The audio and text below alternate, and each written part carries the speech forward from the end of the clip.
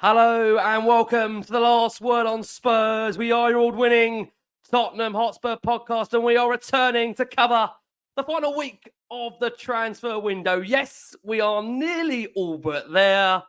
I know some don't want it to end. I know some want it to continue and carry on, but me and Matt have been here for far, far too long.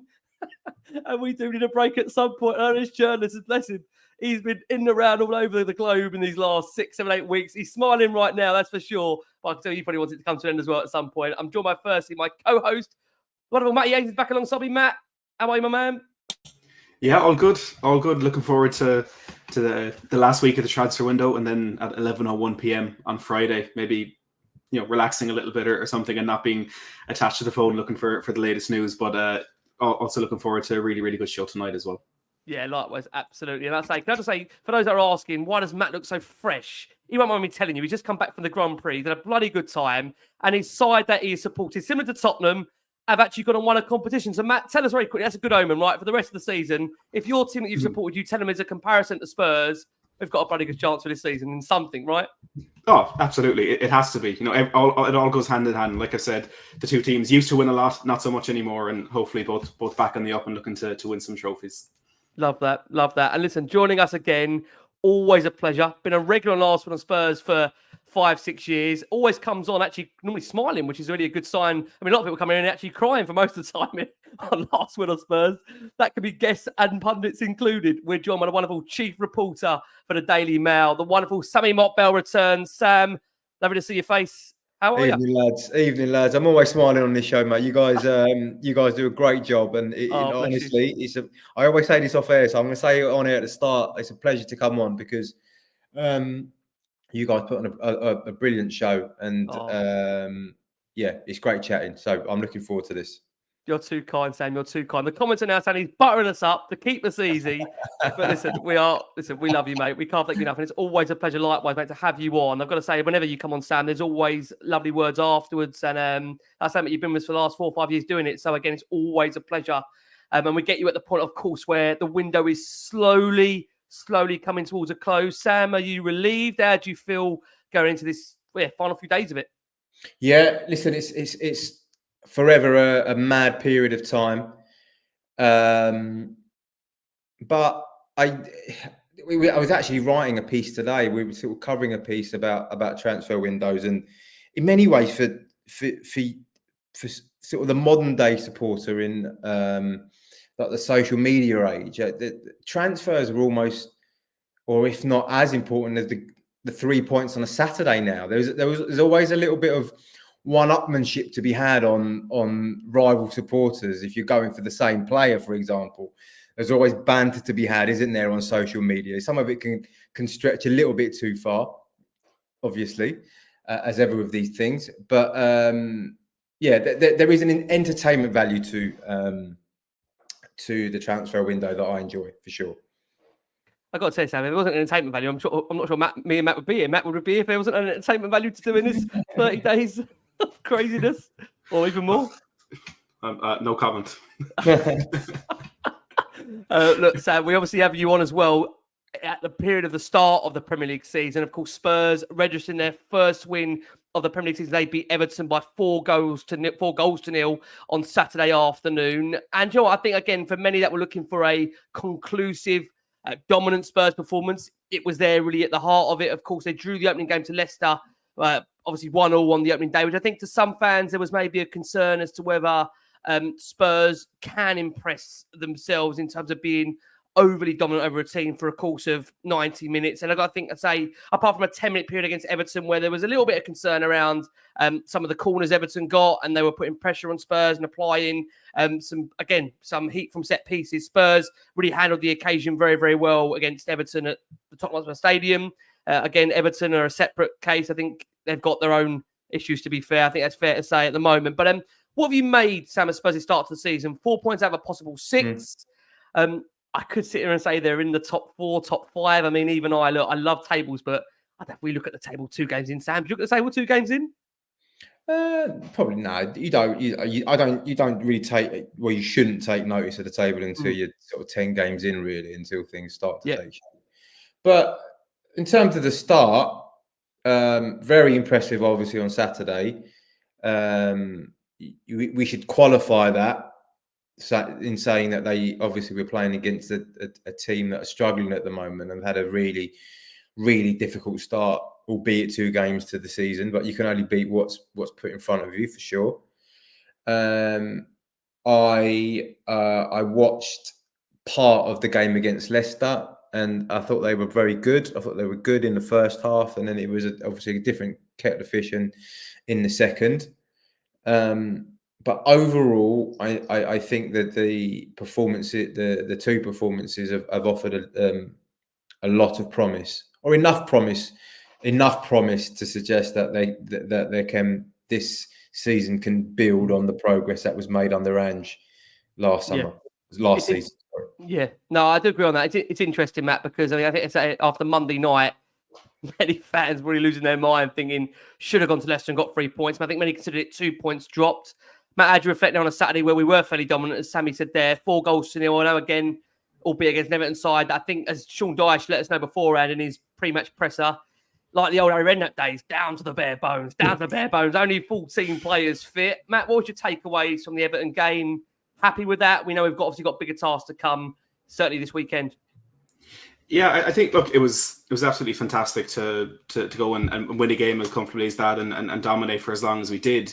But I think it was probably a result that the fans needed more than the team and the coach. I think the reaction to that Leicester game within the fan base was very exaggerated, and there was no reason for people to be questioning Ange Postecoglou and kind of revising their opinion over a window so far. I think concerns about the window in general are absolutely fair, but I saw some people saying after that one game against Leicester that maybe the window hadn't been as good as they thought. It was way too early to react like that. And it was extremely frustrating, of course. We should have won that game. We could have had 3 or 4 in the first half.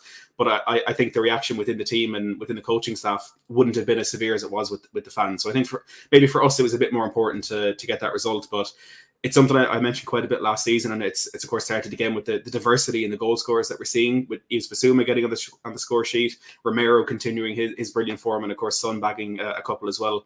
It's great to see goals coming in from all over the pitch, and yeah, just the overall game controlling like that is exactly what you want. And like I said, I think we really did need it. Yeah, interesting, Sam. Question for you here: are you in favour of the window being open at the time games are being played, or would you rather? You're shaking your head as a no. So you would rather you think the window should be shut?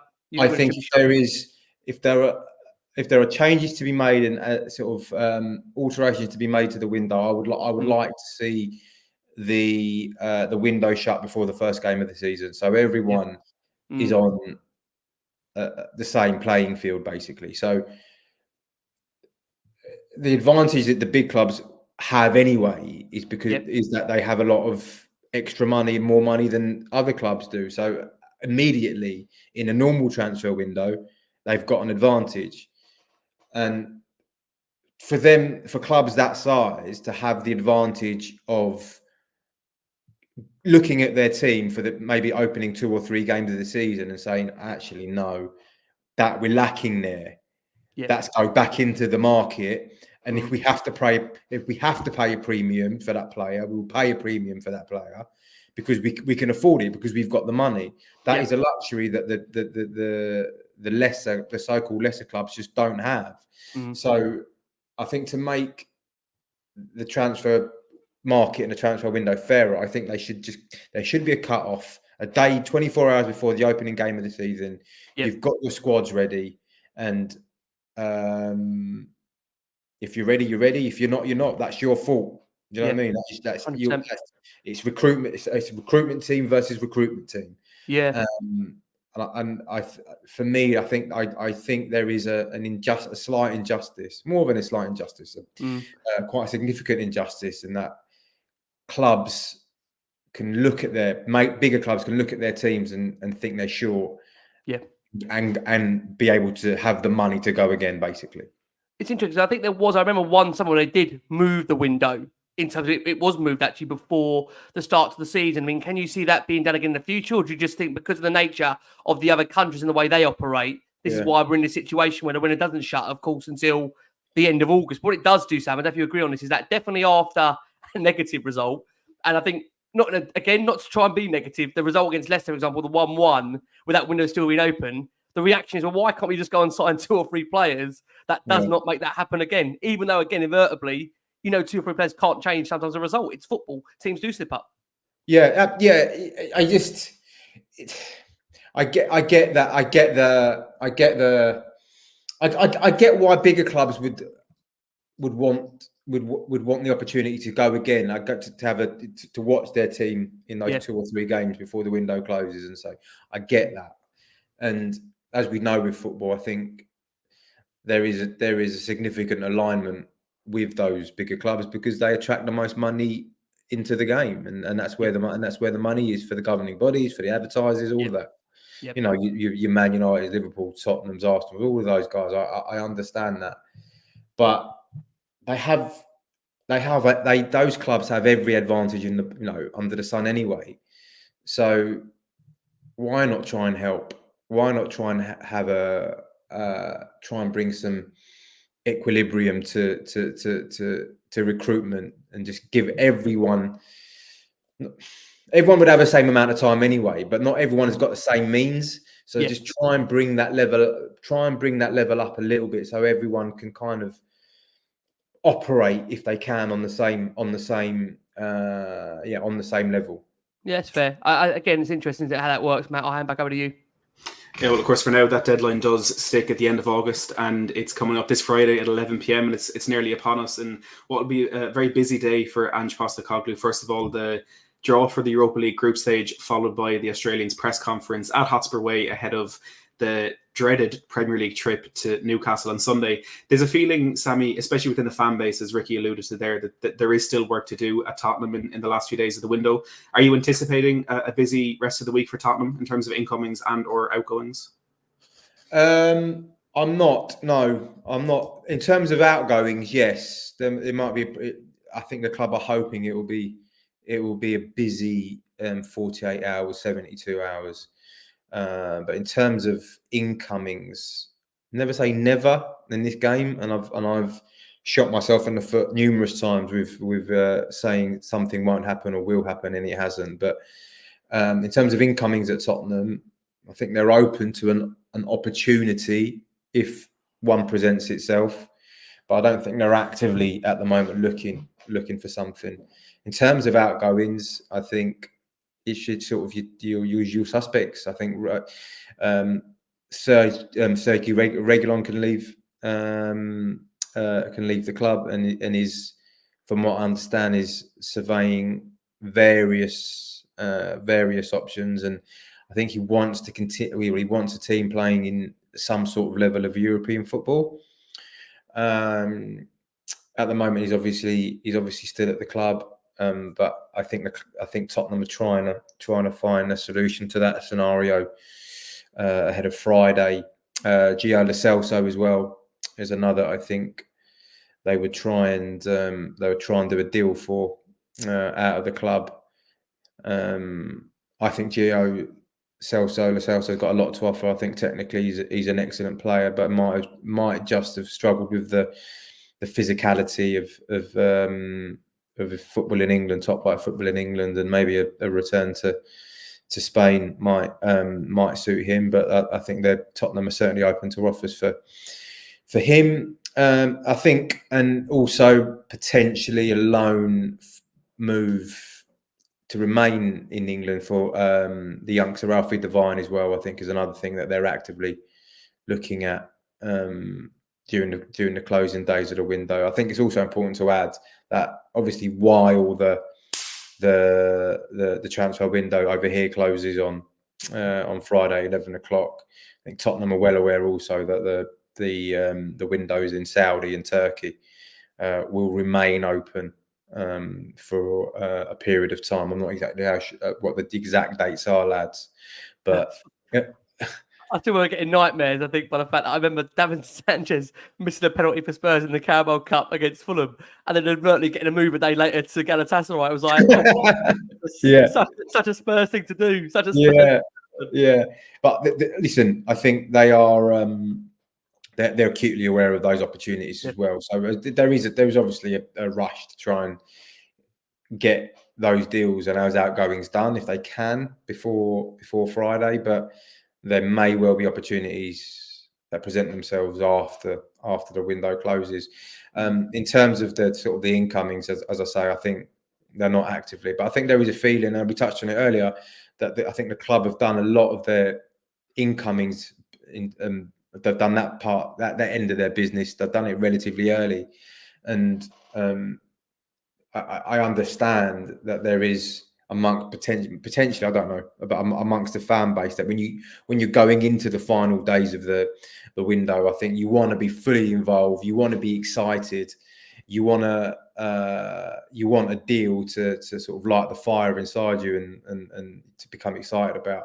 But I think the club have done good business earlier in the window, which is unusual for Tottenham, really. Because how many times have I been here, sat in this same chair, talking to you guys, 48 hours before a transfer deadline, and with the club are working on 3 or 4 deals. I think they've changed tack. They've got the players in early, which is what Ange Postecoglou wanted. So I think there is hope, certainly in terms of incomings, that when Friday finally arrives, it will be relatively serene. Are you in the mindset, Sam, that those that are running around doing their business now is just erratic and panicking, or is there logic to the sense of moving so late in the window to do their business because price of the players come down, a la Ivan Toney, of course there's Victor Osimhen about in the market. I mean, what's your feeling on those clubs that are having to operate in these final 48 hours? Is that a sense of madness, or is that just the way? I think there is an element of madness, but then I think if you ask Daniel Levy why he left it so late in those previous years, I think there are bargains to be had, and there are I think conditions of deals change late in the window because clubs are thought that they would have significant interest in a player, didn't materialise, so they've had to lower the price, or a player who wanted X amount of money to join hasn't had the opportunity to join the clubs that he thought he would, and has had to slash his wage demands again. So I think a lot of clubs will operate differently in the window, in search of value for money and in search of those deals. But generally speaking, I think I see a lot of value in getting your work done early, because it means that you've got the player through the door. It gives the manager longer to work with said player ahead of the start of the new season, which should mean that you're in better shape to pick up points during those earlier games. Whoever, if there are some mad signings over the next 48 hours, all well and good, and it's very, very entertaining. But how long are those players, for example, gonna take to, if Liverpool sign Chiesa, for example, which looks like they might, how long is it going to take for him to settle in? Whereas if you look at yourselves, you've had Dominic. I know he's injured now, but you've had Dominic Solanke for. Of course he is. Sam, can I make you laugh on him? Never been injured. I think probably never missed a training session for Bournemouth in the last 2.5 years. Comes to Tottenham, crocked in the first week. What is it with this football club? Oh, God. But yeah, you in theory, you someone like Dominic Solanke, you would have had for a period of time, allowing the manager to work and to try and bed him into his plans, basically. And I think there's a lot to be said for that. Absolutely. I just want to say on the point there that you're making, Sammy, about the players taking a lot of time to bed in if they're signed later in the window. I think one thing that Spurs fans aren't really giving as much credit to Tottenham for is we've shifted, as you said, from a club that have done business late in the window to a team who does try to get that business done early. And what is becoming an increasingly more difficult market, it's not just been a standard change of doing the business early. And you're looking at teams like Arsenal have been trying to get Mikel Merino in for weeks and weeks. They're only now getting the deal done. It's the same at United, Manuel Ugarte, even to some extent Liverpool with Mamardashvili, and even across Europe, Juventus with Toyin Koopmeiners and Napoli with Lukaku. These are deals that have been in the pipeline for so long and just have been so difficult to get over the line, mainly due to financial restraints, which is something thankfully Tottenham don't have as much.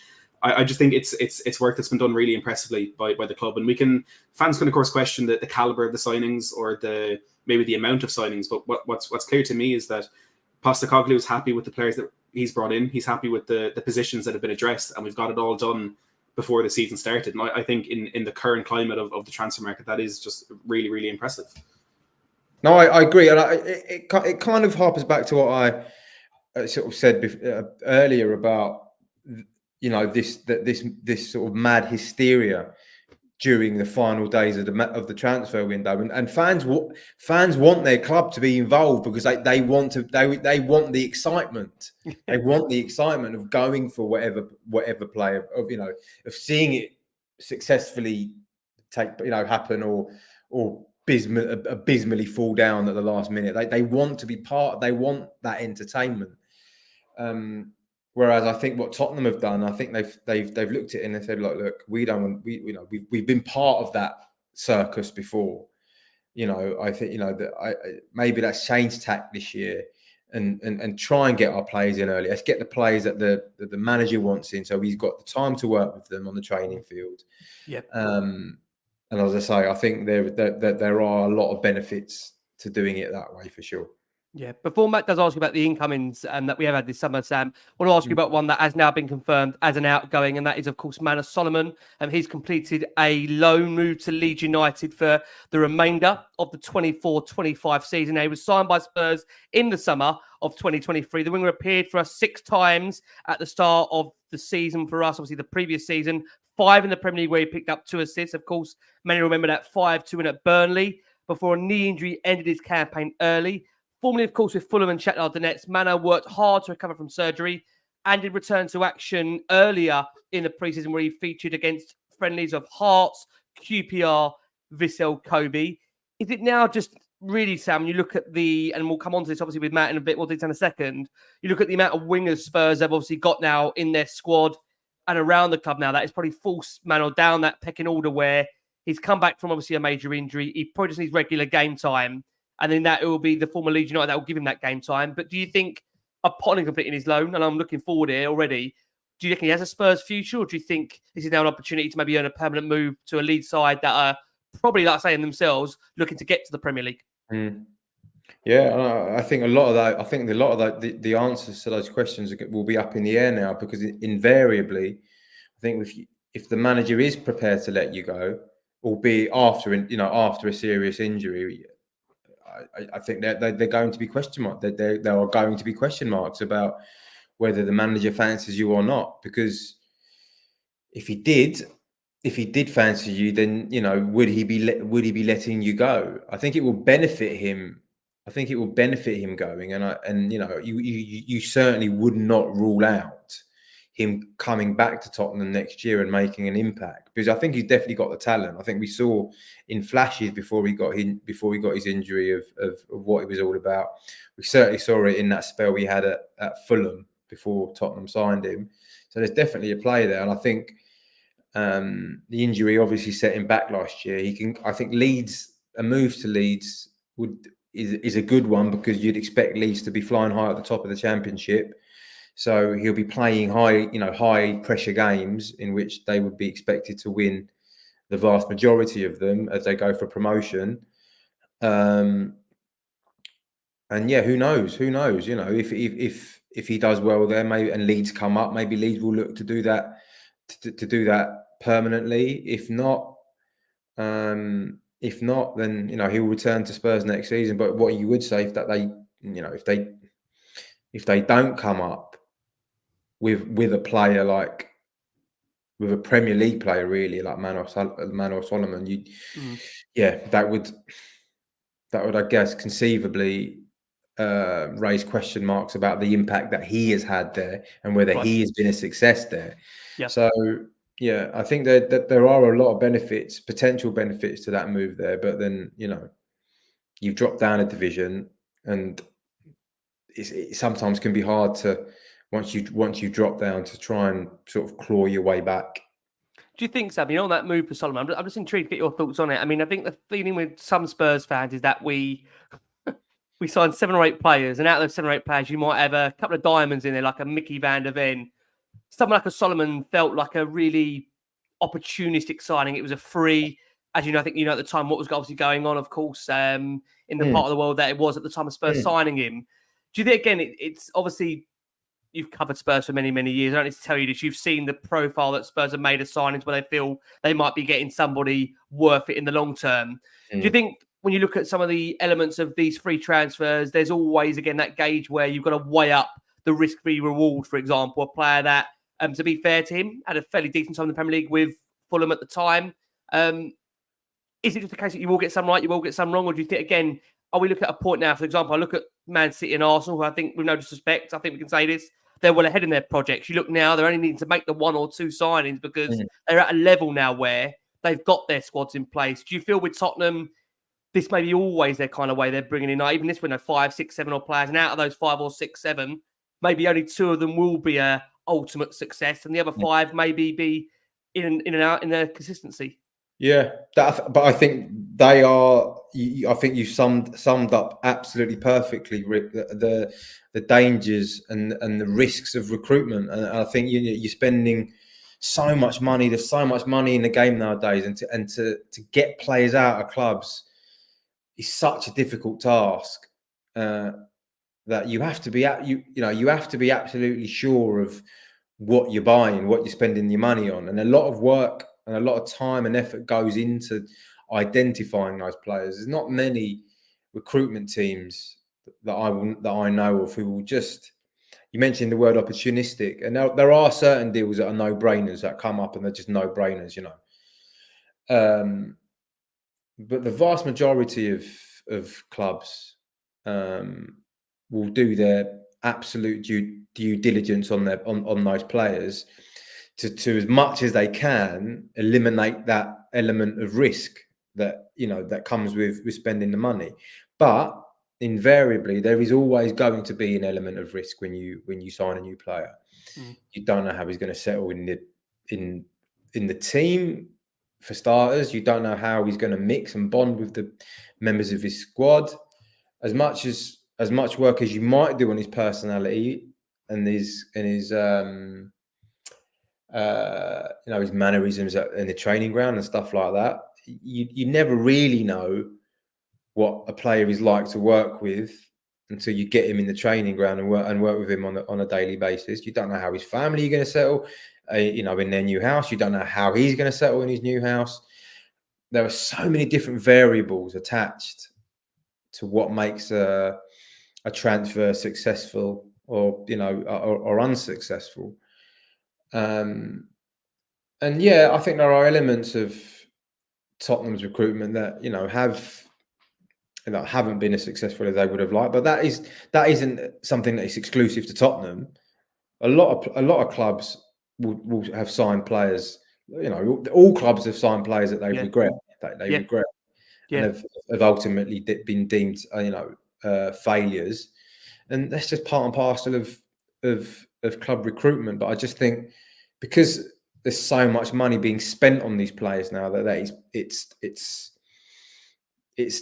amplified tenfold, and any signing that doesn't work is deemed a flop or a failure, and it's cost the club X amount of money.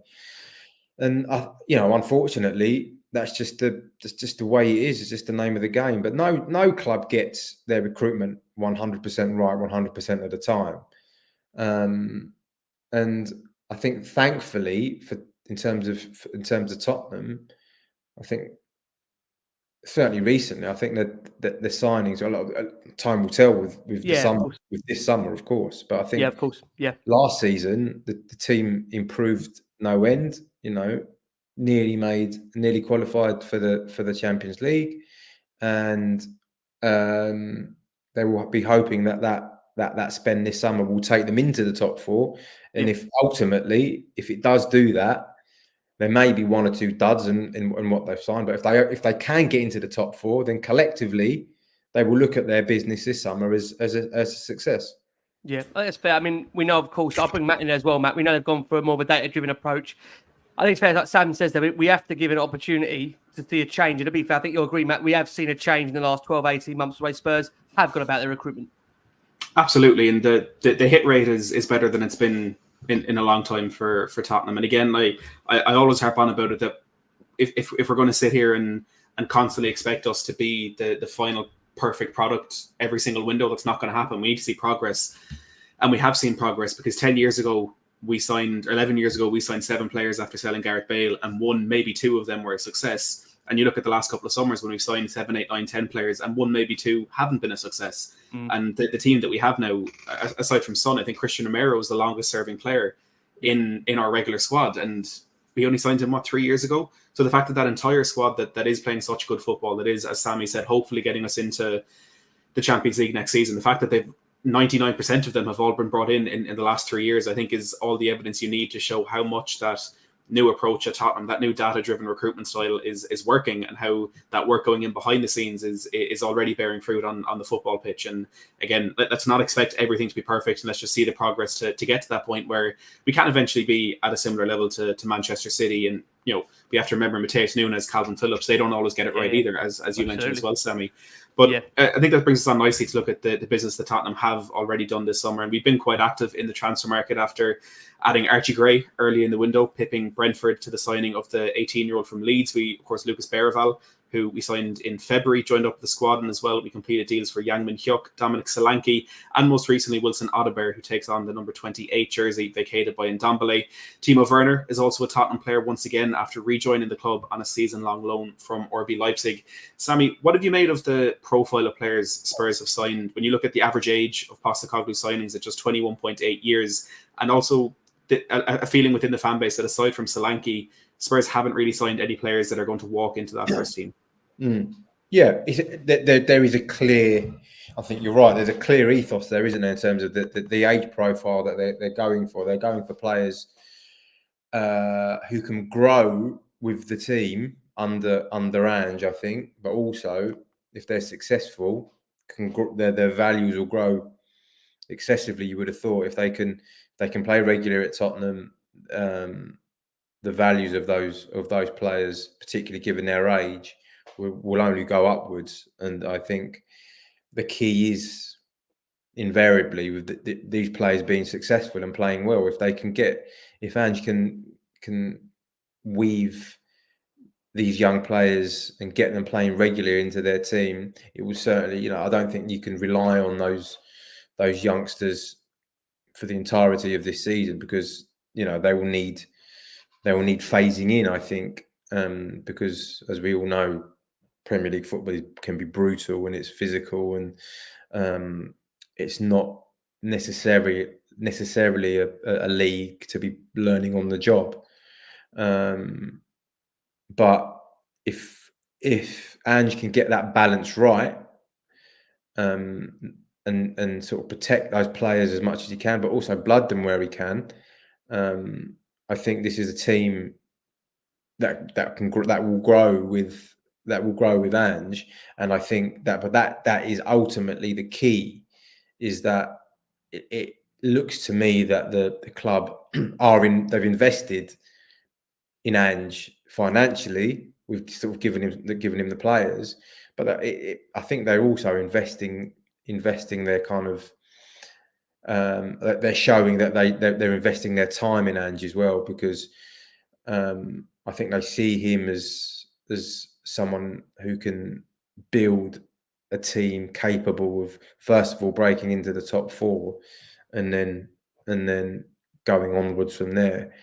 But the key issue there is time. If there are some ropey results this season, how will the board, how will the powers that be react to that? You'd hope, and all the signs is that they'll take it for what it is. Another kind of a bit more of a bedding in period of the younger players, and they will stick with him.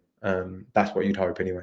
You made a really good point there, Sam. Just on that point about the manager, and the fact that, again, Spurs are accustomed to doing this because they've done this with so many managers. At the point, Sam, and you've covered the club for a long time, so I don't want to age you here, mate. Obviously, at the point of a time where Spurs aren't getting the results, and it feels like they're entering a period where there is a bit of a dip, they do seem to always pulling that trigger very, very quickly towards the manager. And they have made those changes, the likes of course, sacking Mourinho 5 days before a cup final. Obviously, Antonio Conte was sitting there in the top 4 comfortably. He made that rant against Southampton. As we all know, I think after that press, it was very hard. Although I think Matt said, he said a lot of things right, but his job, I think, Matt, you said at the time was he couldn't return after that. He couldn't return after that. Yeah. And again, you look at the fact, you look at what Spurs have had in, obviously, Pochettino. I know, again, many fans at the time of Maurizio, that first wobble, it felt like he really genuinely had. Spurs obviously moved for Jose Mourinho at the time. When you look at the overall feeling around Ange at the moment, I do feel there's a bit of a split amongst the Spurs fan base. There's some that are fully behind the project. I mean, we're blessed and lucky to have a big contingent of Australian viewers and listeners that say to us, look, the second season is exciting. You've got to give this man time to build, time to really adapt and bring his own players into the football club. Matt made that point there. I think you look at the average age signing, I think 21.8. Do you get the feeling with what Spurs are trying to do is lower that age profile? So you've got players that are hungry, looking to really buy into that manager's vision, because I think when you're lining up on Saturday with 2 number 10s and 3 or 4 wingers, maybe some more senior players would maybe question, okay, what are we trying to do here? What is the approach here? Whereas younger players, Sam, you've been around the game a long time. Younger players are a bit more malleable. They're more, you'd say, adaptable to the way they want to play. And it just feels like Ange just tried to do is lower that age profile, so you've got more hungry, driven players in there that are willing to run that extra mile, that are willing to adapt and be open to a new philosophy. When, for example, again, for our watching audience, when you've got, this might mean nothing to our listeners on audio, when you've got a system like this being predominantly put to you, which again is by the fabulous Rob Daly, can I just say, Spurs co-commentator. And for those that are on audio right now, what I'm showing is a visual still here that shows at the moment only Van der Ven and Romero in our half for Spurs. You've got all the opposing players of Spurs' players in the opposition half against Everton. Can you understand, Sam, why we have lowered that age profile to get players from a younger age to buy into this philosophy of Ange? Because it is crazy to see such a dynamic shift to the way Spurs want to attack game by game and really rarely ever change their approach, Sam. I think that's right. I think you're spot on. I think Angeable, as I guess you guys call it, is essentially a young man's game, isn't it? It is an ethos and a tactical base which relies very much on high energetic players. Invariably, energy comes from youth. I'm an old man. I'm 43 years old, Ricky and Matt. I've got no energy at all. As you can see by the way I'm sitting down in my slouch in my chair. But I don't need to be running around the pitch 100 miles an hour for 90 minutes. Equally, and I think if you've got a load of aging players being asked to run around with high energy for 90 minutes, I think it would be playing Ange ball for those kind of players would be difficult to pull off. It's much easier when you are younger, you are hungry to put in, as you say, Ricky, that extra shift, that extra yard to try and run a tad quicker than your opponent. I think there is a lot to be said for younger players being able to fulfill those roles. But that is not to say that you can just throw 11, 24, 22-year-olds into a team and it work. You do need experience. Of course, you need experience. And I think where Tottenham have been quite clever in their recruitment over the past couple of years, they've added the likes of Maddison, even Solanke this summer. I know you look at him as still as maybe as unproven at the very top level, but he's got a lot of Premier League experience under his belt. He's been around the block. He's been at Chelsea. He's been at Liverpool. He knows what it takes to be successful at a top club. So I think Heung-min Son. I know that's not over the past couple of years, but there is experience in that team. Romero. So I think that there's a nice blend of youth and experience in that side, but it's a case of binding it and gelling it all together. But the fact that the club have invested in youth and have signed a lot of young players this summer I think is a direct consequence of the style of play that Ange Postecoglou wants to enforce. I think for me, there's two constant characteristics in the signings that we've had since Ange came in that shows that these are Ange signings. Some people claim that Ange isn't getting players he wants from the board. The first one is, of course, the age, but the second is one of the first things Ange said when he came in. I think it was in an interview with Rio Ferdinand, where he said he doesn't want to sign the £100 million players. He doesn't want to sign the best of the best, because in his eyes, the difference between the best of the best and the next level, the difference in quality isn't actually that big. But what you get in a difference in mentality and maybe a lack of ego is absolutely huge. And that's why he likes to shop in that market that is probably just a little bit below the cream of the crop. And look, again, so far it's working. It's worked everywhere he's been. So I think the benefits of having a manager as experienced as he is, even though his experience has come in leagues of lesser quality, he knows what it takes to make his style of play work. In every capacity, characteristics on the pitch, off the pitch, like you mentioned, Sammy, the way players gel together in the dressing room and all that sort of stuff. He knows what it takes. And I think that the clear strategy that we're seeing in the recruitment is a brilliant sign for where we're hoping to go. Got to give our fingers, haven't we? We've got to give our fingers crossed. What we are going to do, we are going to go for our first break of the show for our listeners and audio. We've got over 4,500 of you watching us live. As always, thank you so much for your incredible support for Last Word on Spurs. We are closing in on the end of the summer transfer window very, very shortly. I'm joined by my wonderful co-host who's been here through it all. Wonderful Matty Hayes is joined, and alongside we're joined by the chief reporter, of course, of the Mail Sport, the wonderful Sami Mokbel returns. 4 or 5 seasons we've had this man on the bounce. Sam, we are always blessed and humble, mate, for your, like I say, opinions, your views, always your news on Spurs. I think it's fair to say it's a crazy club to cover at times. It's never a dull moment. And I do want to go back to actually what we were revisiting there with the midfield, because Matt was making some wonderful points with regards to the profile of players Spurs are signing, the ages obviously that Spurs are signing. I mean, I think when you look at the fact that it's been well reported now, again, we'll do it to death. Obviously, Spurs aren't looking for another number 6 between now and the end of the window. That obviously is the vibe around the club. I think when fans heard that a few weeks ago, some were pretty stunned. Some were pretty shocked that Spurs were maybe not looking at that, given that there's no doubt they've got an abundance of experienced midfielders, you'd say, to some degree. You mentioned something like the likes of James Maddison. They've got Rodrigo Bentancur in there. They've got Yves Bissouma. But there has been a feeling, I think, around the fan base that we're really missing that dominant figure, that ball-carrying player that can really take that ball forward. And obviously, Declan Rice at the time, when Arsenal signed him, I think everyone knew they were going to get a really good player. I hate to admittedly say that, again, and bring Arsenal into the conversation. I think many of us hoped that Yves Bissouma would go on to be that player. I think, like I say, we'll come on to Yves shortly. Today, we haven't seen that consistency from him. You mentioned that point earlier that I thought was so important. You said the point, Sam, that in every squad, you do need experienced heads to, of course, be able to manage a game. And I think that's the key, that what we've seen with Spurs, especially towards the back in the last season, is that when they would get beaten, they get beaten quite heavily. The defeat to Liverpool by 4 goals, Newcastle by 4 goals. They conceded 4 away at Brighton. Of course, Chelsea earlier in the season. Leicester, obviously it was only 1-1, but I think what I'm talking about in that specific kind of game is that Spurs are winning that game. You've got a chance to assert some dominance, some control. Never got the second goal. Vardy got a goal back for Leicester, and suddenly the momentum of that game really switched. It almost like it was Leicester with a team then looking to win it. And I just wonder, do you think, Sam, from the outside looking in, when you compare Spurs to the other teams, it feels Spurs are a bit of an emotional side, that when there's adversity there, they can't always seem to get a grip to calm that game down. When you look at Spurs have got in their array of options in midfield, you see a calm presence that can calm a game when things are getting a bit hectic, because we've got difficult games on the horizon, Sam. We know that. Yeah. I think there's energy, isn't there? I think there's a lot of energy in your midfield, isn't there? I wouldn't disagree with you saying that there isn't necessarily an experienced calming influence in the central midfield area.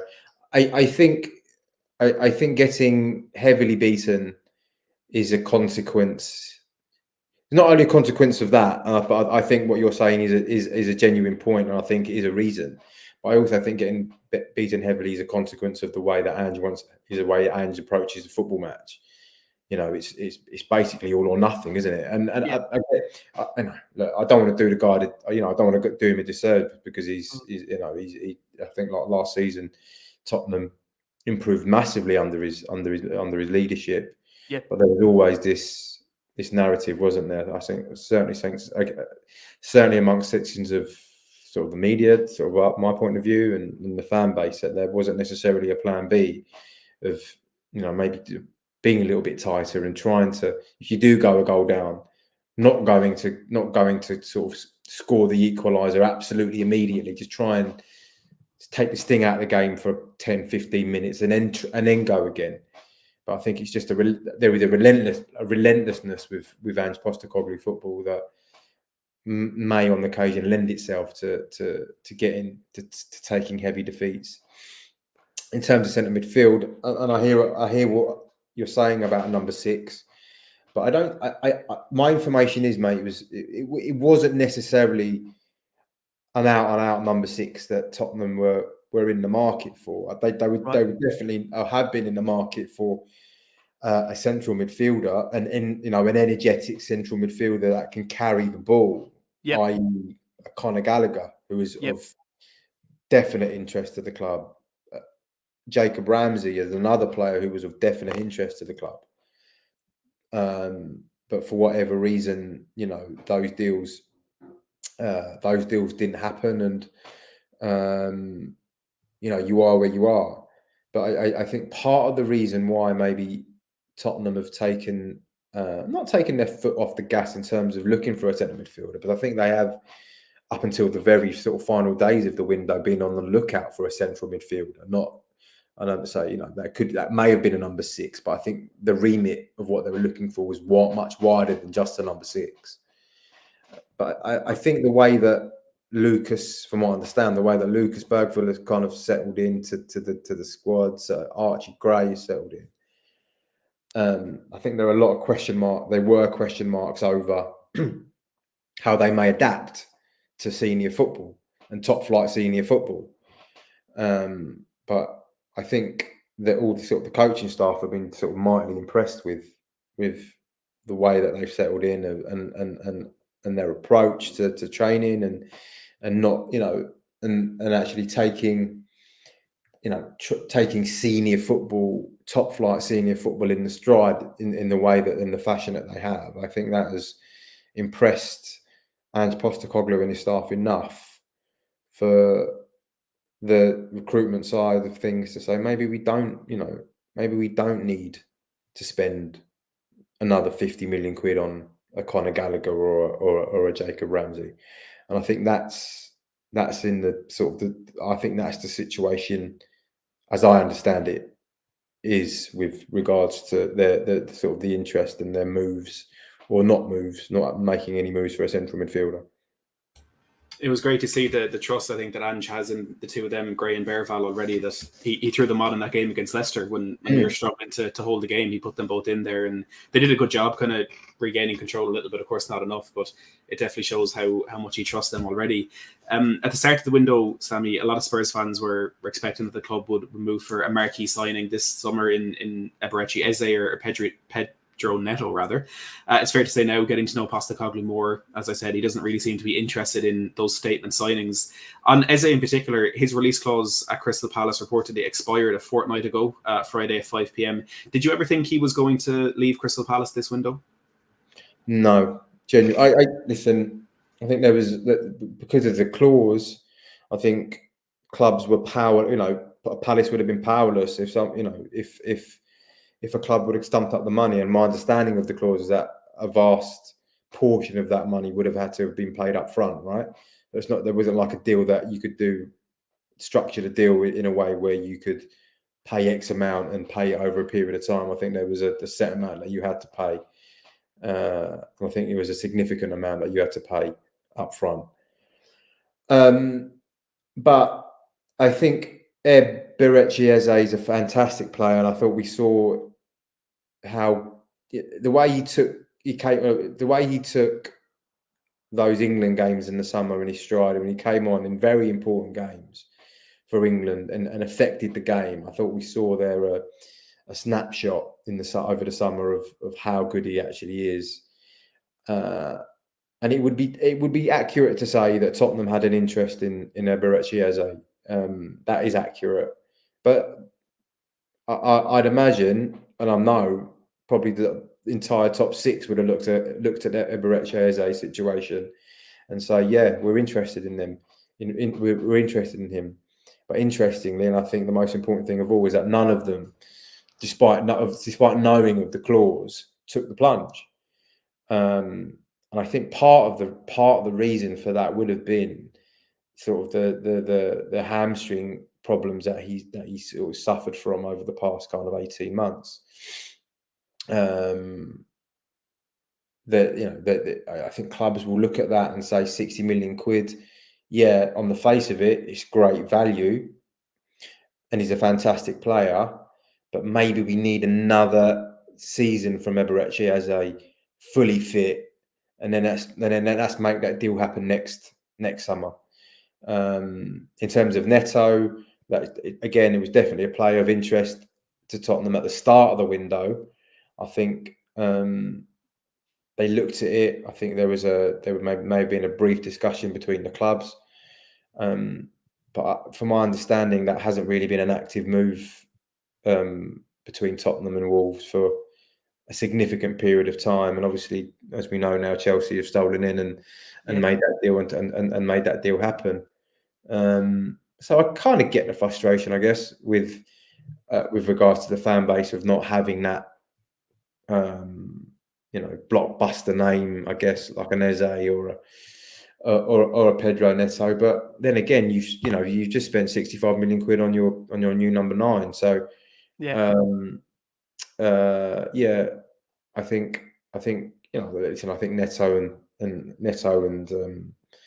Eberechi Eze are two fantastic players, but I equally think that Tottenham have done pretty good business this summer, and maybe Eberechi Eze may be one you may look to do sort of in January perhaps, or if not next summer.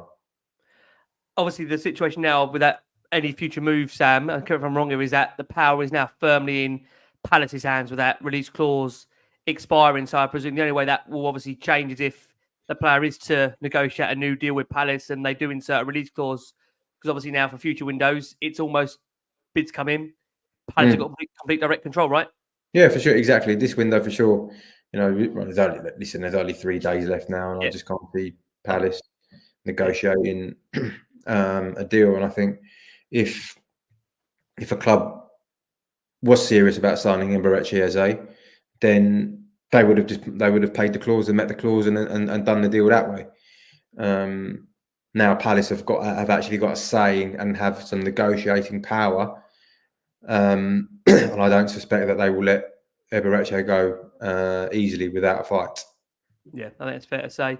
I want to ask you, Sam, we've had some comments over the course of the last few weeks and the summer in general about players of Spurs and the word trophy being banded around. I know the cheek of it. How dare they? How dare they? But I want to ask you, Sam, an opinion piece, really. Mickey Van Den believes Spurs are more of a threat this season. Their plan to reach another level is hopefully in the Premier League and to claim a trophy. Christian Romero's come out and said his desire is to win silver with Spurs. He said, my wish is to try and win a trophy. I try and get up every day.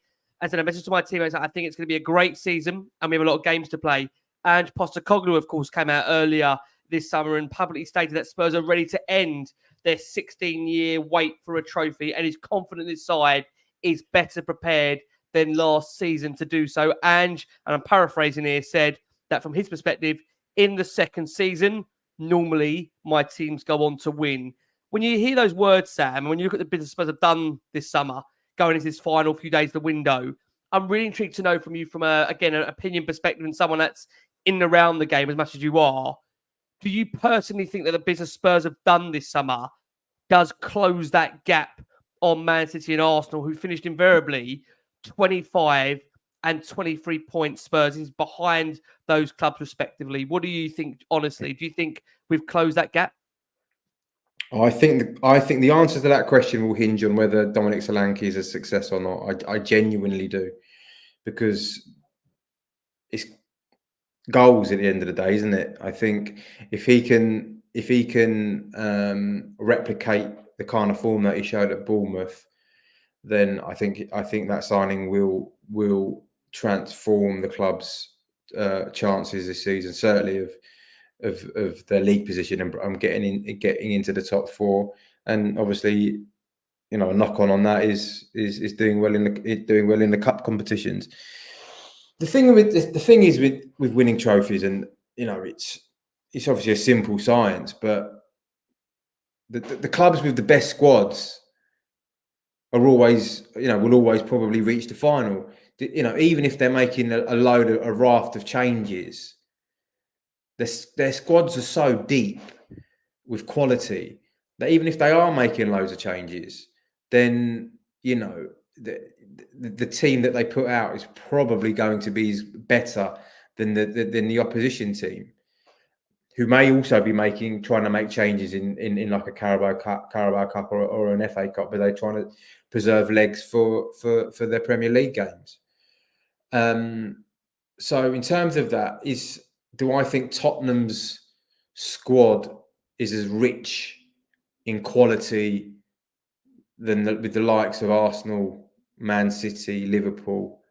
Probably not. No, I don't. And that's where I think that's where the danger lies. You know, I think it's a great I think it's a great kind of soundbite and attitude from Manchester Postecoglou and their players to say that we do want to sort of win a trophy. Of course they do, and you wouldn't expect them to say anything else. But with the teams the way that they are in England nowadays, and how good they are, and how deep they are in terms of their squads, like, honestly, it's harder than ever to get to a fight, to get into the deeper stages, the business stages of a cup competition, let alone getting to the final and actually having a chance of winning it.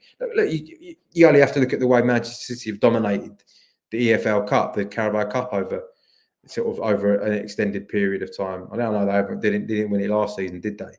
But how many times have they won the Carabao Cup over the period of the last 5 years?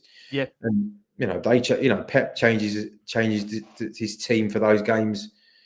You know, that play in inverted commas a weakened team, but their Man City's weakened side, or Arsenal's weakened team, or Liverpool's weakened team is probably stronger than, you know, a club who's sort of mid-level Premier League, probably stronger than their first team. So it's so hard to get into those deeper stages of tournaments nowadays.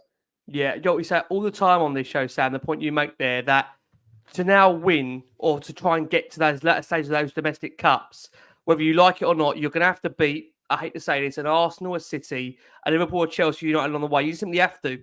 Otherwise, there's no way of avoiding them. I think you look at the last previous season. I mean, when was the last time a Wigan won the FA Cup? Or, you know, again, you go back. It just doesn't happen, does it? You've got to now win. And the thing as well, you say it, Sam, you know, a lot of those managers now, the likes of the Guardiolas, Slot will as well, Eddie Howe will want to, they'll take these cups seriously. They will really take these cups seriously. So I think that is the key, really, that I think definitely on these cup competitions that it's becoming harder to win those. And again, obviously Spurs have got the Europa League coming up, and you feel that is maybe an avenue they can definitely explore to try and obviously, of course, secure a trophy. I want to go back, if I can, Sam. You mentioned I've mentioned to you about Mickey van der Ven and Christian Romero, their contractual situations. That Mickey's got a fair length to run. Romero is just entering shortly that 2-year period. We heard in the summer of reported interest from Real Madrid. What do you think the ambition Spurs need to show them needs to be, that they're at the right place to shine and to carry on their consistent nature of form, so that they don't get lured away? Because I think that's the thing with Tottenham. You've covered the club for a long time. And again, I've been a fan for far too long, hence the sigh. I've seen a lot of top players leave this football club, unfortunately, like to Berbatov, Modric, Keane, this Spurs first spell to Liverpool. You know, there's a feel with Spurs that, as we know, they've had some wonderful players, and, you know, they can't always match the ambitions of all those players there, as Matt tries to escape away from me talking about those players that have left this football club. What do you think, Sam, for you? What needs to be the ambition they show the likes of Romero and Van der Ven, that they're in the right place to really, you know, feel they can challenge those major honours? Yeah, I think playing in the Premier League helps. I think playing at one of the top 6 clubs at the Premier League certainly helps. Because, you know, I think it is probably the best league in the world. It's certainly the most lucrative league in the world, and there is lots. I know it sounds crass, but there's lots of money to earn in the Premier League, probably more so than anywhere else in the world. So that's definitely a consideration. In terms of the club's ambition, I think someone like Christian Romero, who is likely to have interest from clubs in top clubs in Spain. I think as his contractual situation continues to unfold, I think there will be interest there, and I think there will be, Spurs will have to have that conversation with Christian Romero sooner rather than later. So he doesn't enter. Is he in his second year now, or is he? We're creeping into that very, very soon. That's what I wonder, Sam. Do you think there should be now a case where they're trying to sit down with Romero and his representative? They will, yeah. There is an unwritten rule at Tottenham, right, that they would prefer their players not to enter, right? Or certainly not their key first team players not to enter the final 2 years of their contract, which would mean getting that deal done. Yeah. Or in that kind of towards the end of that third year, basically, so they don't enter that. So they don't enter that 2 year period that leaves them susceptible to maybe going into their final year when all bets are off. Then when they're in the final year, I think in terms of the ambition, top 4 Champions League football. If Christian Romero is playing Champions League football, I think, and I think that same goes for Mickey van der Ven. But Mickey van der Ven, I'd imagine his contractual situation isn't as pressing as Christian. No, we're Romero. lucky. We've got a few more years on him. We signed him for 5, so it's not think pressing now. But you do wonder though, Sam. Again, not to be negative, but the way that guy has grown as a player in the space of a year, I'm sure Matt will agree, in the Premier League. It's utterly frightening how quickly he's taken to that. And I know he's come up against a Newcastle side that were very much memeing him the last time he was there at St James's Park for eating the turf at St James's. Have you been surprised by how quickly he's adapted Van der Ven to the league? And I've got to say, I think again his speed is frightening, isn't it? And the way Ange wants to play football, we're very lucky to have a player like him, right? Oh, the recovery pace is incredible, and it allows the team to play Ange ball, high up the park, because the recovery pace is incredible. They can probably take a few risks, sort of a 5-yard risk higher up the pitch, and they would usually, because the guy is going to storm back and probably match the defender for pace and go past the defender and get the ball off the attacker. I think Van der Ven is incredibly important. But what I would also say is that if the club, and certainly if Daniel Levy is shown in the past, if a player is worthy, if he believes a player is worthy of a contract upgrade, then he'll give said player one. He's done it before with Gareth Bale. He's done it with he's done it with Harry Kane. He's done it with countless players, whereby he's rewarded them for their performances. So I wouldn't be surprised, and we've had a great season out of Vicky van der Ven, and he's a fantastic player. I think if he can continue that consistency this year, I wouldn't be surprised if a new contract is if there are sort of developments in terms of a new contract towards the end of this season. But I don't see the club rushing into doing that anytime soon. Well, thank you so much for that, Sam. I'll hand back to Matty. Yeah, I want to ask you about Wilson Odobert, Sammy. It was the surprise move a little under 2 weeks ago for Tottenham to bring him in from Burnley before the season started, and he could only watch on last week as Tottenham started the Premier League season with a draw against Leicester. He received his work permit the next day on Tuesday and came straight into Postecoglou's starting 11, I think to the surprise of many, against Everton, after impressing those behind the scenes at Hotspur Way. And rather than ease him in by naming him on the bench, of course affected by the absence of Dominic Solanke, Postecoglou elected to start Odobert against the Toffees as he joined Son and Brennan Johnson in attack. He offered Spurs a lot of versatility, as he can play across the front line, and he started on the left and was bright for us early on with some good touches of the ball, and he gave a lot of problems to Everton debutant Roman Dixon. Plenty of issues due to his pace, trickery and footwork in what was a bright first showing in the Tottenham shirts. the new man certainly deserved his standing ovation as well when he made way for Richarlison in the 66th minute. On one hand, the fan base are excited about the prospect of a tricky young forward fitting into Postecoglou's rock and roll style of play, but on the reverse, there's a clear frustration after missing out on Pedro Neto, who of course went and joined Chelsea in an equally surprising move. What do you make of the caliber of player Spurs are signing, and how much did this deal catch you by surprise, given there was no links to the player, I think, until maybe 10 minutes before the announcement came out? I think it was the absolute perfect storm for a football club. Football clubs are always at pains to keep their transfer business secret, but okay, it's our job to find out, right? So we're always kind of looking for sort of little leads and information that sort of lead us to the right information in regards to transfers and other kind of football related stories. But this one just came completely out of the blue. No one reported it, and it was like, I saw on social media one site reporting it, and I was like, oh, that's come out of the blue. I've not seen that before.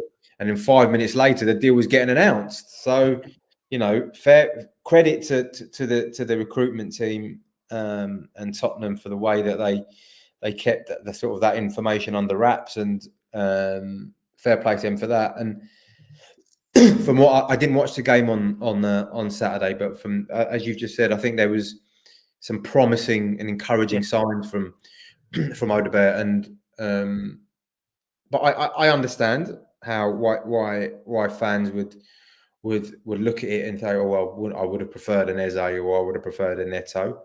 But I think it almost goes back to the conversation we were having about 20 minutes ago about these younger players, and maybe they're more malleable, that they're easier to drum information into, and they're made perhaps more likely to listen and to abide by your instructions because they want to stay in the team. And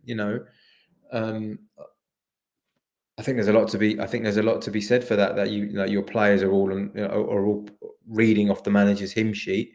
And that's not to say that Eberechi wouldn't read off the manager's hymn sheet. That isn't to say that Pedro Neto wouldn't read off the manager's hymn sheet. I'm sure they absolutely would. But there is almost a cast iron guarantee that young players will, because they're absolutely desperate to impress, and they want to stay in the team. So whatever the manager says goes. And by all accounts, he carried off the manager's instructions to an absolute T. Yeah, I got to say, I think it kind of reminded me of being in that stadium. It was like, goes back to the Aaron Lennon days where you had someone finally trying to take somebody on. With no disrespect to some of the wingers Spurs have had during this period, but it was able to see a guy with absolute raw pace, and got to give him a chance, got to give him time. Of course, only a first game, but I think really promising signs as a player there. That, I mean, out of interest, Sam, Johan Langer's got a bit of form for this, hasn't he, in terms of signing players under the radar? I mean, what do you make of the way Spurs have gone about that one? Is that really bizarre? Because I think, again, we you look back at it, and it's not to age you because I remember it as well, but I mean, the CFAX would probably be where you'd go in the olden days to get your info. I mean, is it almost like a flashback to that, where you'd switch on teletext and really came out? No one had wind of it. It came out.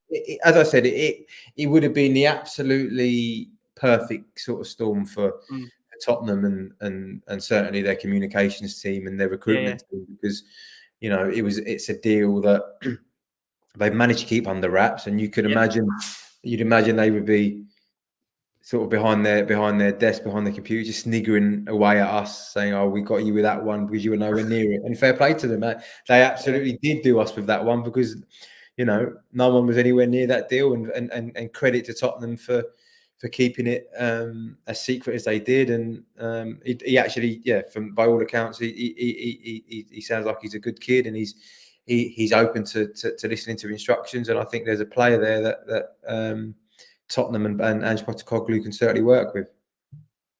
I think the best thing about that whole saga with Odegaard was how Tottenham kept the media team in the dark. We got the short statement early in the morning, and it wasn't until that evening when when we started to get the media content. It was absolutely brilliantly done, and I hope we get more of that. But what's happened to me is now every notification I get from Tottenham, I think, oh, what if they've done it again? So it's kind of broken me a little bit, but it's definitely worth it. Another player who's a surprise inclusion in the squad for this season in a completely different way is Jed Spence, and his Premier League minutes in a Tottenham shirt have continued to increase. He replaced Destiny Udogie for the final 17 minutes of the game on Saturday. Previously, he wasn't in Antonio Conte's thinking and loaned out by Postecoglou last summer, but he's clearly in Postecoglou's plans now, and he's getting game time under his belt after a very strong summer. And once the Italian Bucario had collected the ball in both hands, he turned to his right and went over to give his defender a high five for his impressive defending. He certainly liked what he saw from Spence, and Julie let him know. Tottenham 4 goals up in total control, and Spurs had an Everton attack to defend late on as they looked to play Jesper Lindstrom in on goal. Spence, however, had other ideas and used his strength in the edge of the box to completely nullify the Dane and let the ball run through to the goalkeeper. And I think when we signed him, we'd been most excited about what he could offer offensively and what he'd done in the Championship as an attacking fullback, but brilliant to see that he does have that defending aspect to his game at the moment as well. How surprised are you that Spence seems to have turned a corner and could have a career at Spurs after all? Yeah, no, I'm not going to lie. I'm very surprised because I remember in January when he went to Genoa, I want to say. Yep. Was it Genoa on loan? Yeah, Genoa. Yep, yeah. That's correct. I remember the information I was getting then was this kid's got no future under Ange Postecoglou for well-documented reasons. Basically, we kind of know the reasons why, and there's every chance that he'd have played his last game for Tottenham. So I am very surprised that he's been back included in the squad. But what I will say is credit to Jed Spence, because by all accounts, I think the attitude he has shown over the summer during pre-season and obviously at the start of the season has been very much has improved, and I think it's impressed Ange Postecoglou to a point where he's now actually playing games and he's actually in his plans. So Jed Spence is an example for any young footballer, in my opinion, in that there's always a different avenue. There's always a different route you can take if you're willing to change, if you're willing to put the hard work in. And I think he has. I think his versatility helps. I think that the fact that he can probably play on both sides is key. And I think you're right. Unless there's never say never in the transfer market, but I think unless there's an absolutely crazy bid that comes in for Jed Spence, I think he will probably. It looks like he'll end up remaining at the club. And I think he will now have a role because I think he has sufficiently impressed Ange Postecoglou enough for him to suggest that he may have a future under him. Yeah, it's interesting because I think you even saw in that Everton game, he was actually deployed at left back for a 20-minute period, which again, maybe for those that I think there's some concerns about the fact Spurs haven't got natural cover for Destiny Udogie. I mean, there obviously are reports that, you have got the likes of, I know Gray can cover centre back, but I think there's maybe a feeling around the fan base again, there's that concern that we haven't got any natural replacement cover for Udogie, who, to be fair, as we saw back in the last season, Sam, was injured towards the end of it. So you just wonder again, Spence being, as we said, versatile, very young, if he can make that job and play it. Because again, you wonder where, Porro has been, I think you've got to say, he's been probably formidable for Tottenham, definitely improved, certainly since he's come in. And I think Spence will probably get the game time there, being able to cover maybe both flanks. Maybe fair to say, Sam, what do you reckon? Yeah, and I think that will be one of the attractions to maybe keeping Jed Spence at the club, is that versatility, provided, I stress, that his attitude continues to kind of, stay intact, and he continues to impress and apply himself in the way that I'm led to believe that he has so far since he's returned from his summer break. Yeah, you can't go away from the fact. I remember at the time, Sam, when you covered his move to Spurs. I mean, that guy was pretty hot property, wasn't he? It wasn't just Spurs that were in for him. At that time, I know there was many clubs looking to sign him. And it felt like at the time of Spurs, it was a bit of a coup they got him because, I mean, there was a lot of clubs interested in him at the time, Sam. There were, yeah, absolutely, and it was a Fabio Paratici production. I remember Yeah. And he made a massive play for him because I think he spotted the talent, didn't he? And I think he spotted the potential. He did. And I think that obviously has been a problem with a few problems that have been documented with regards to the way he's conducted himself. But if he's learned from that, then there's a player in there, and I think there is definitely a player in there that can be useful for Tottenham this season. Yeah, fingers crossed. We spoke about him earlier, Dominic Solanke. He told us on here exclusively. He told us that obviously a lot of Spurs' hopes in terms of closing that gap does obviously fall on Dominic Solanke and in relation to obviously his form and fitness overall. He's a player that, as we know, has been reported by many now to suggest that he was Spurs' number one target. He's etched himself into the record books by becoming the 7th most expensive English footballer ever, following that whopping £65 million switch to Spurs. He's put pen to paper on a 6-year deal. Of course, last season scoring 19 goals for the Cherries, helping him to secure a 12th place finish. He started all of Bournemouth's 38 Premier League games last season. He was at Spurs less than 14 days, and already crocked. But we do understand he should be back for the North London derby against Arsenal and a chance for Newcastle. Sam, it feels like, when we ask you about him so far, that a lot of what Spurs hope for this season does rely on that man's shoulders being that number 9. It's interesting because, again, a player that has, like I say, seems to have definitely been an interest to Spurs, and it's now been reported he was the top target. Why do you think in your mind it's taken so long to get him here when Spurs had the pre-season? He wasn't, of course, called up by England for the Euros. Why do you think it took this long to get Dominic Solanke through the door, just out of interest, from your perspective?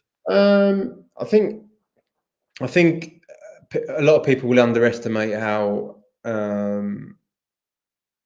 sort of much negotiation these kind of deals take. £65 million. It's a massive deal, as you said, the 7th biggest of a homegrown. Was it out of a homegrown footballer, of a British footballer? Yeah. And they weeks of negotiations. I get it, and I understand maybe parts of the frustration of why was he only brought in? Is it 2 weeks before the start of the season? Or 3 weeks before the start of the season? Yeah, that's right. I fully understand that, but yeah, I think these deals take time. I think the way that clubs work now in terms of their recruitment is, there may be a preferred candidate, but they would usually have a group of preferred options, and I just wonder if Tottenham had explored other options before deciding this is the one that we're going to go for and this is the one that we're going to concentrate on.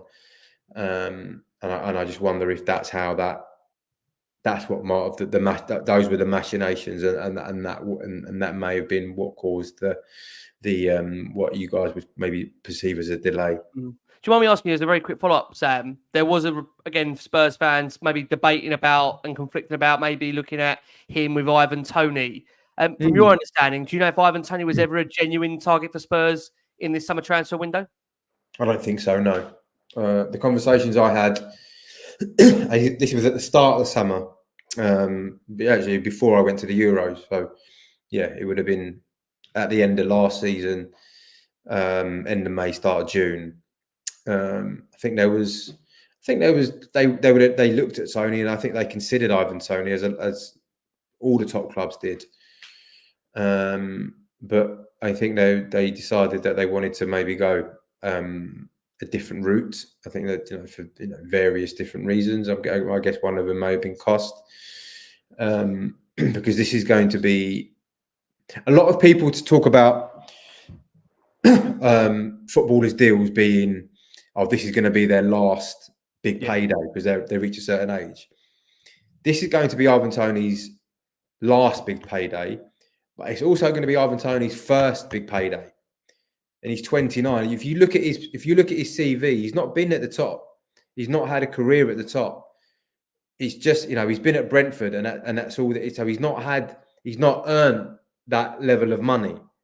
So if Ivan Toney is trying to maximise this contract and equal exactly what as much as he can get out of whatever club he joins, then that is totally understandable in my point of view, because he just hasn't earned the money that players of his level have earned. He's an England international at the end of the day. But there is obviously then the consequence of that is a lot of clubs may drop out of the running for said player for a player like that, because they may not have the money to spend on that wages, or they may not deem those wages to be value for money for the player. So I think maybe the cost of Ivan Toney might have been a factor. There are probably other factors as well that they decided to go down a different route. And hopefully for Tottenham that Dominic Solanke is the right one for them. Fingers crossed. Yeah, I said all summer that I didn't think Ivan Toney was the right player for Tottenham, and particularly for Ange. We know how much he, as we've spoken about a lot, kind of values how a player operates off the pitch, and I think Ivan Toney has just left quite a bit to be desired in that department, especially over the last year or so in his time at Brentford. And Postecoglou has made it clear that these signings we've made this summer have all been approved by him. He was quoted last week as stating, well, my role in all the signings is pretty small. I just made the decision. So I'm the one that says yes or no. They're here because I want them here. And on that point, Sammy, given all the years you've worked in football and seen the way the game has changed and evolved when it comes to signing a player, do you feel that now signings aren't just a manager's choice, and instead it's a committee, it's a group, it's a team of members that decide which is the right player for Tottenham Hotspur? Absolutely, without a shadow of a doubt. The owners, the people that own these football clubs are multi-billion. We've gone beyond being millionaire owners. We've got a lot of the owners in the Premier League clubs are sort of multi-billionaires. So they're not going to leave. Those guys are shrewd businessmen, right? They're not going to leave their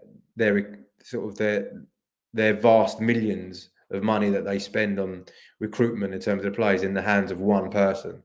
It just doesn't make sense. Those signings will go through numerous people, because the sums that we're discussing are just so vast.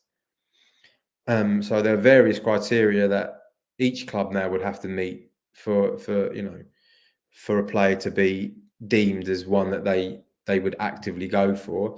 And absolutely the head coach generally is and absolutely should be a key part of that process, because at the end of the day, he's the person that has to work with the player, and he's the person who gets the sack if said player isn't a success or isn't pulling his weight or whatever. But yeah, those transfers nowadays, long gone are the days where he's just the manager that picks the players. I was actually watching last night The Damned United. It was on I think it was on BBC, and great film. It was a great film, and there was that scene. There's a couple of scenes actually where Brian Clough, I forget the guy who plays Brian Clough in it now, but brilliant actor. The guy that plays what's his name? Ricky Sheen's, I think. Sheen. Oh yeah, Charlie. Charlie. I will have to get his name. I will find his name. Is it Michael Sheen? Might be Michael Sheen. I will Michael Sheen. Right. Anyway, we probably got that wrong, but anyway, Brian Clough speaks to his assistant and says, we need an experienced head in centre midfield. Go and get me an experienced head of midfield and centre head of midfield. And they go and side Willie Mackay for Derby. Those days don't exist anymore. It's not down to the manager anymore. There is the sporting directors at the club. You've got the recruitment analysts. All of those guys. Because, as I said, the sums that are in question are vast. So to put that amount of money in the responsibility of one person just doesn't make sense. So to answer your question, Matt, those signings are approved by and go through various people and various departments before they're absolutely ratified and approved. Yeah, it's always fascinating, Sam. Again, we really appreciate that point, because again, I think some maybe do feel it's maybe one person's decision, it's a couple. But again, like you say there, when you're exchanging that vast amount of money, you have to understand and probably feel that's going to be going for a numerous amount of people, given the nature of football and the way it works. And again, we've seen it before where so many managers unfortunately lose their job through again, maybe approving players that have gone through different elements where it maybe wasn't their first choice or wasn't their second choice. But again, it's maybe what the club feels right at the time. So it's always great to get information on that stuff. Look, I think it's fair to say on Postecoglou's instructions, Spurs have overtaken a huge overhaul in terms of players that have departed this summer. We've definitely seen, obviously, a change in the way Spurs maybe feel a bit more ruthless this summer with regards to their outgoings. They've had leaving the club Oliver Skipp, Emerson Royale, Joe Rodon, Eric Dyer, Ryan Sessegnon, Tungian Dombele, Pierre Højbjerg, Ivan Perisic, Japhet Tanganga, Troy Parrott, Brian Hill, Alejo Veliz, Ashley Phillips, Dane Scarlett.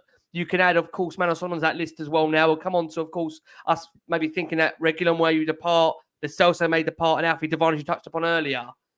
Do you class that, Sam, as Spurs being ruthless in their approach when it comes to letting these players go, or finally maybe loosening those purse strings where they've been a bit more adaptable to allowing players to go? Because I think the feeling around Tottenham as a club in general is that we sometimes keep hold of players for too long, and therefore the value of that player drops. Where, again, we loved Christian Eriksen.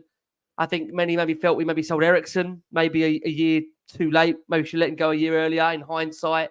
There's been obviously other examples of that. Again, you look at certain players where they've come into the football club, we've kept them for too long, it's gone stale. What do you make of the amount of players Spurs have let go this summer? And look, we sometimes, on this show, as much as we, support the club, we have given them a bashing at times over maybe not signing the right players. Do we sometimes maybe give them a bit of credit by the way they have moved players on this summer?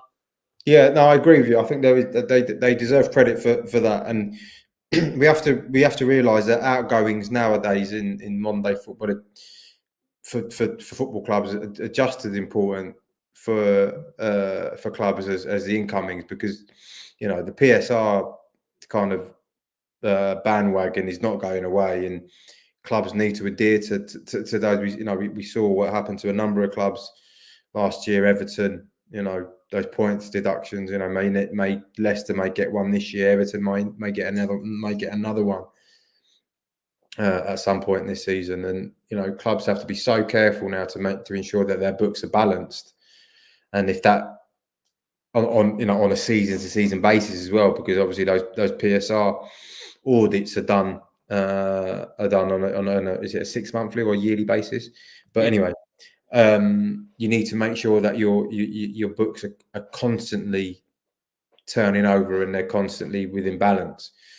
If that means selling a player for less than you would ideally want to sell him for, then by $1 million or so, then so be it.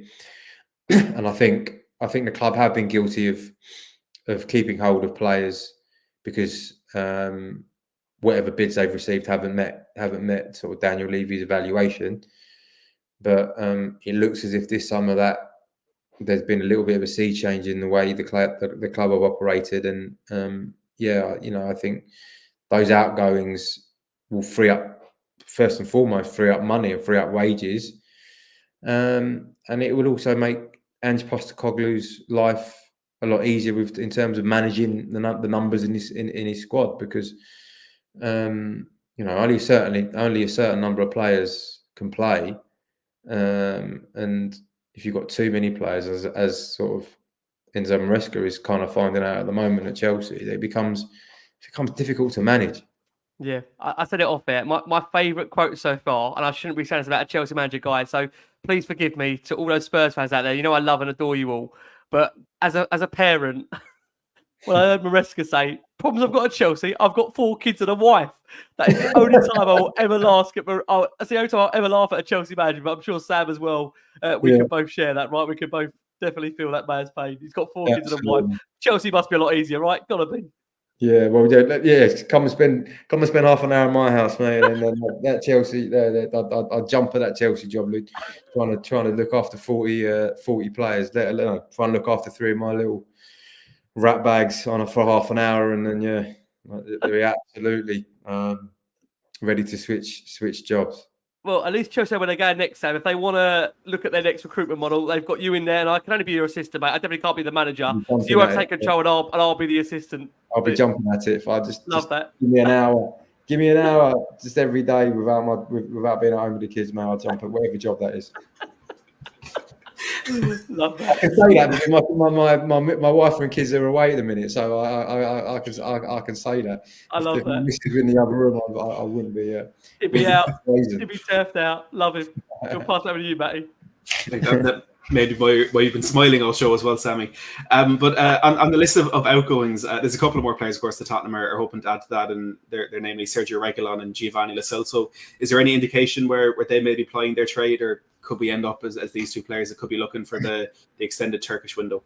Yeah, I don't have any information on the. I did have some earlier in the summer on Reguilón that he had some offers from a number of clubs, but he was as I said to you earlier, he's waiting for a club that could offer him a level of European football. I'm not sure he obviously hasn't had that yet. So, but it is. I think the club are actively trying to find him a new club, and Tottenham are trying to find him a new club. And if there is to be outgoings, I'd expect him to be one of them. Likewise with Lo Celso, he's always linked, isn't he, with a return to Spain. And I think his game is suited to La Liga really, and I wonder if there'll be a late deal for him. I just want to ask you finally, Sammy, before we do wrap up the show, I want to ask what you think is achievable for Tottenham in the season ahead, given that we have 4 points after 2 games and a tough doubleheader of Newcastle and Arsenal on the horizon. I think top 4 has to be the aim, and I think it's achievable. I really do. I wonder how Aston Villa were going to adapt to having 3 games a week. I know you guys are in the Europa League as well, and you'll have to balance that. But I wonder if there's an opportunity for you to rest players in the Europa League. Unai Emery certainly won't have that opportunity in the Champions League because it's such a big deal for them. They've not been in that competition for decades. So obviously they will go to the Champions League at full tilt. So it'll be interesting to see how the players adapt to the peaks and troughs of lifting yourself for a Champions League game on a Wednesday night or a Tuesday night, and then trying to go again with the same intensity on a Sunday or Saturday or Sunday afternoon.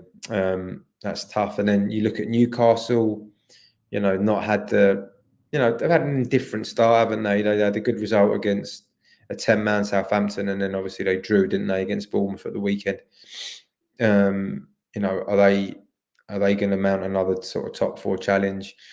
It seems doubtful at the moment. So I think there's a real opportunity for Tottenham this year to break back into the Champions League spots. And I think realistically, I know we've spoken about trophies, and that would be great. But I think for the future of the club and the global kind of standing of the club, I think getting back into the top 4 and playing in the Champions League next season should be the ultimate goal for the club.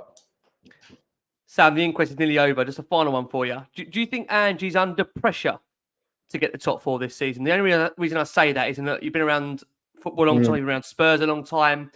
It does feel that whenever a manager at Tottenham in that maybe second season, you can argue is veering away from the top 4, Spurs do have that feeling where, well, we see it. They always do what never really sticks to the plan and pull the trigger. And as good as the feel-good factor was around Ange in the first 10 games of course last season, I think he's still got a huge amount of support, I think, at ballroom level so far this season.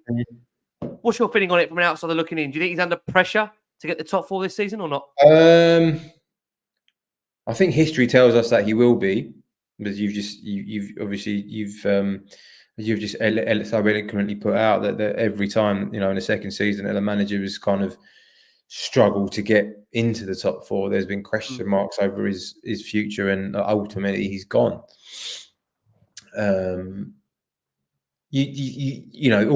the noises are it's going to be different this time, and I think there is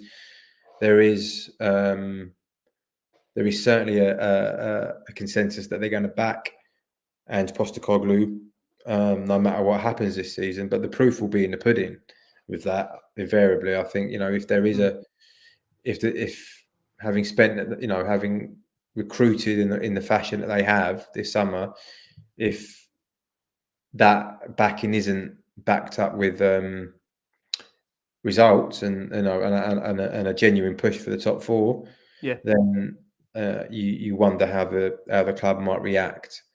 But I think if the club can stay there or thereabouts, then I think he will be. I think there is sufficient will at boardroom level to sort of persist with the Jan Postecoglou project. Yep, Sam, it's always a pleasure, mate. I have to say that. You've been here for the last 5-6 years. We absolutely adore and love having you on. Like I say, to get some of your time from a man that is in and around football so much, it's an absolute humbling pleasure for us. So we can't thank you enough. There's over 6,000 of you that are watching this show live. Again, we can't thank you enough for all your support for Last Word on Spurs as we close in on the final couple of days of the window. Sam, for those that don't know where to find you, I can't believe they don't. Where can I find the wonderful Sami Mokbel? Where can I find you, Sam? You can find my work on X, and I always forget my Twitter handle, Ricky. I think it's Sami Mokbel DM _81. I love that, and I can confirm for Sammy, just to confirm, he is Sami Mokbel _ Sorry, he's Sami Mokbel 81 _DM. Yeah, we will put that in our episode description. So make sure you go and find Sammy and be nice to him. It's the final few days of the transfer window. He has kids as well. He has a wife. Yeah, be nice. He needs to break away from the window like all of us do towards the end of it. Sam, I want to say a massive thank you. Matt, we are nearly there, closing on these final days. I'm sure you always agree. Great to get Sam on. And I think, like I say, in these last few days, sometimes nice that we're not, Matt, in a situation where that's what we would love. I know the kids call it a bomber of a signing. We're in a situation where, Matt, we're not frantically running around saying we've not done anything. But of course, as Spurs fans, Matt, I think it's fair to say we always want more, Matt. We always want more, right, Matty?